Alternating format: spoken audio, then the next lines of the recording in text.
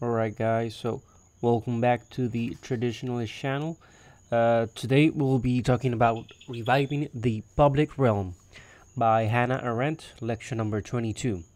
Many thinkers have endorsed the view that a free and pacific society of progress is linked to economics, in particular commerce.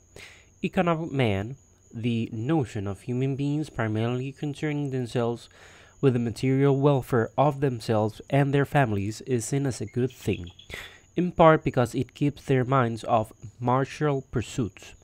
Peter Drucker, in one of the first analyses of fascism, referred to it as the rejection of economic man. For Drucker and others, political man is dangerous.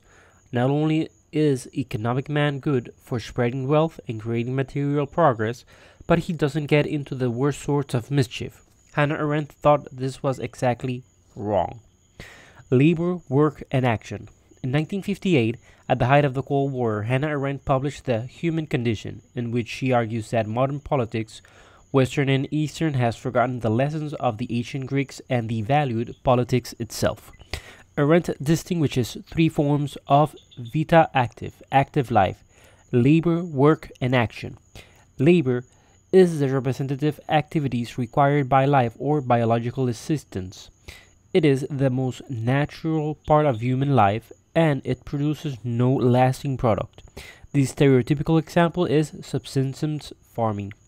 Work is the creation of durable objects. These objects constitute the world of human society, meaning the humanly made world of cultural artifacts. They are fabricated to structure the human environment and include all products of building and engineering, but also poetry, sculpture, literature, and art, as well as the results of such activities as making clothes or fixing the car. Last is action. Action is the deed and speeches of individuals in the public domain. Action is politics. Arendt points out that in the ancient Greek world, oikos, household, was understood to be private, the arena of satisfaction of biological needs. Economic activity took place on estates, and the fruits of that activity were consumed in the home. Most economic activity was literally not in public view. Economics was private, politics was public. Work is different because in it, Homo faber, man the maker, constructed enduring objects that have meaning. Work is fabrication and reification, things that the Western Marxists thought were bad. Work introduces the means-ends distinction, the distinction between tools and the end product. This contains a paradox. The end, if treated like a means, loses its meaning, and we get the anthropocentric devaluation of all non-human things.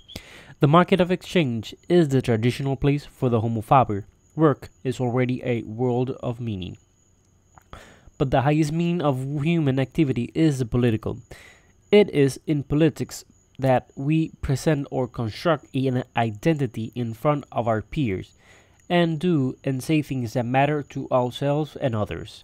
Arendt is not saying that politics is the meaning of life. There are other parts of life, such as the contemplative. But politics is that form of active life that creates meaning. Politics is intrinsically worthy, not a means to some other end.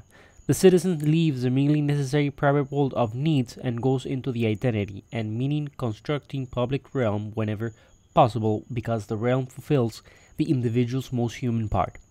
To make politics a servant to a private end is to rob it of its meaning, because the private realm of natural and economic processes is meaningless. It merely continues the life process.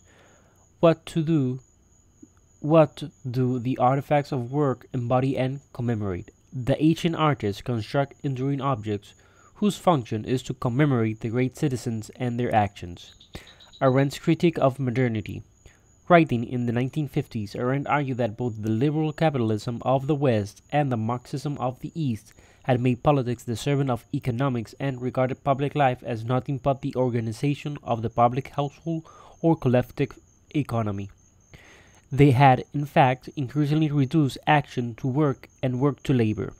For Arendt, the meaning of human existence cannot lie in nature or biological needs, but in two things: the free action of human agents in the polis, and the construction of durable cultural objects that provide us with the meaningful artificial environment. Nature is meaningless. Only human creation or creative activity gives life meaning. Arendt uses the term society in a highly peculiar way, to mean a particular history, phenomenon, the public household, or the polis treated as an economic household to be publicly managed. Society is a modern creation.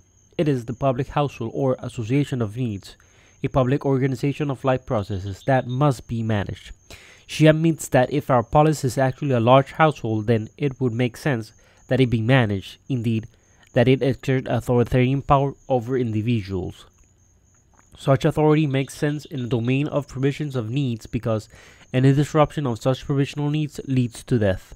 Modernity brings the triumph of the social over the political. We can see how Arendt would criticize Marxism. Marx wants to return to us all to labor. He regards the laboring power as our very essence. Marxism opposes private property but utterly accepts the economization of human society. Economy is the basis for all, and all should labor equally if possible. And, of course, politics for Marx is intrinsically bad. There will be no government or politics in the ideal classless society. Arendt turns around a Marxist concept to criticize both liberalism and Marxism. Today, we see not the alienation of the self, but world alienation.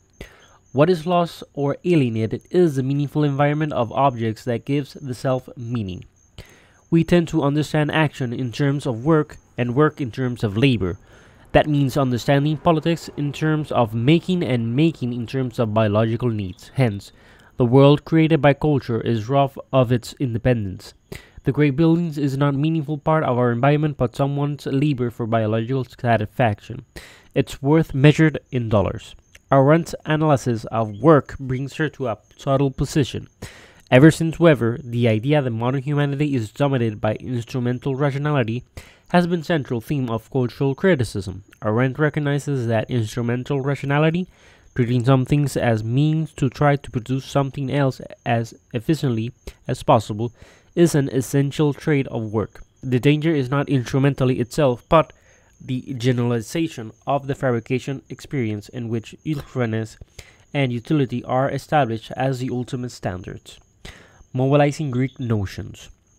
On a variety of issues, Arendt tries to insert ancient Greek notions into a modern democratic context. In contrast with the economic views of both liberalism and Marxism, property, she argues, is essential to the political life of the individual. Property is the home where the individual retires from public life and takes care of biological needs. This is entirely legitimate. But wealth accumulation is different.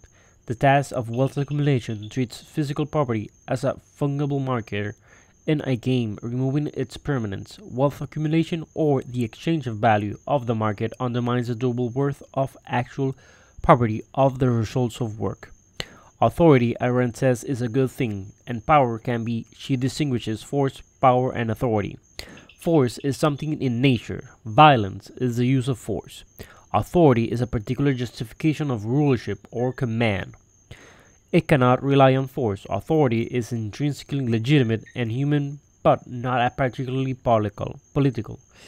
Its proper location is outside politics in domains of ruling and being ruled. Power is politics. Power is political, and it rests on widespread or public assent. No one has power alone. A person has power because of who or she leads. Power is not isolating. It depends on bringing people together. In fact, tyrants do not have power. They have force, and their use of force isolates and atomizes citizens. But there are or has always been a problem in politics. Freedom is a great burden. The political domain is a real-time scene of action whose conditions are always unique because they are always changing. Action is unpredictable and irreversible. Arendt makes the point that legislation was not political for the Greeks. It was craft of making the polis. In political action, one acts one's best guesses, always with uncertainty, and, as she writes elsewhere, it is entirely natural for some to be more active and others less so. Leaders will emerge. This is a somewhat existentialist view of politics. Existentialists emphasize that human beings flee from the anxiety and difficulty of the most authentical human parts of their own lives, especially from freedom. For Arendt, that is politics, and we flee from it for good reason, because it is so difficult, unpredictable, and fraught with danger. We get a hint of Arendt's preferred political arrangement in a later essay, The Revolutionary Tradition and Its Lost Treasure, in which she discusses local self-rule during the French and Russian revolutions. It is here we see Arendt's endorsement of civic republicanism. Summing up Arendt's critique. For Arendt, man is not primarily economic, and she is arguably right that the dominant political and economic views of the second half of the 20th century economized human nature and treated politics as an instrument to economic management. The claim that the objects of the world or culture are equally debased by economics is also plausible. Arendt's argument that this was equally true of the Marxist and capitalist was prescient. Note how classical her values are. Arendt implies that human involvement in natural cycles is meaningless. Processes, she says, is deworlding or subjectivizing. This is quite different than the attitude that fears the self is alienated in contemporary society. That society alienates and nature is good. Nature does not give meaning and value. Meaning and value are in the polis. Is there any such thing as political regime, including highly participatory one, in which economics is not the main concern? Arendt probably doesn't think so. The content of political needs and speeches may indeed be economic, but a polity is following her civic republican model as long as the needs and speeches retain an intrinsic value for the participants and the audience and are not a mere instrumentality for provisions of economic needs. Is economic liberalism really, then, a great error, and is civic republicanism superior? In practice, Arendt seems to call for an infusion of the attitudes of some of the practices of civic republicanism into liberal republicanism. Arendt therefore stands against Constant and Verlaine, recognizing that we need some greater incorporation of civic republican attitudes, otherwise, economism, the reaction of politics to work and work to labor, will undermine all meaning in the world of our active lives. Well guys, really hope you like this latest video. Let me know what you guys think about it in the comment section. Hit the like button. Anyhow guys, see you next time.